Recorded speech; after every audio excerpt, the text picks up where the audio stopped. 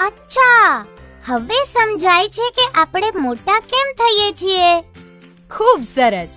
હવે એક વાત કહો, શરીરના સારા વિકાસ માટે કઈ કઈ ચીજોની જરૂર હોય છે?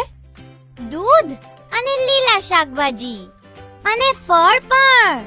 આપણે કસરત પણ કરવી જોઈએ. અરે વાહ, તમે બધા તો ખૂબ હોશિયાર છો. સાચું કહ્યું. શારીરિક વિકાસ માટે શરીરને ઘણા પોષક તત્વોની જરૂર હોય છે. જો ખાવામાં જુદા જુદા રંગના ફળો, શાકભાજી અને અનાજનો સમાવેશ કરીએ તો બધા જ જરૂરી પોષક તત્વો આપણને આસાનીથી મળી જશે. આવું એક ખૂબ જ જરૂરી પોષક તત્વ છે આયર્ન. તમને ખબર છે આયર્ન શરીર માટે કેમ જરૂરી છે? કેમ દીદી? લોહીમાં ઓક્સિજનના વહન માટે આયર્ન જરૂરી હોય છે.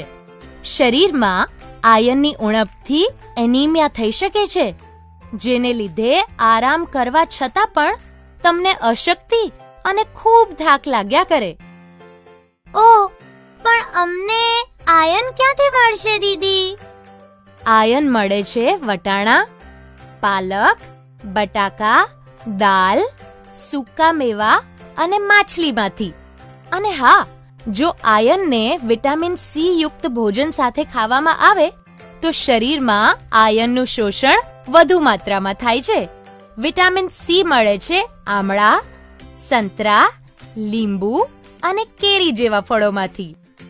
અરે વાહ, કેરી તો મારું મનપસંદ ફળ છે. ખાવાની વાત કરતા કરતા તો ભૂખ લાગી ગઈ દીદી. હા પિંકી, ચાલો જઈને ગરમા ગરમ ખાવાનું ખાઈ લઈએ.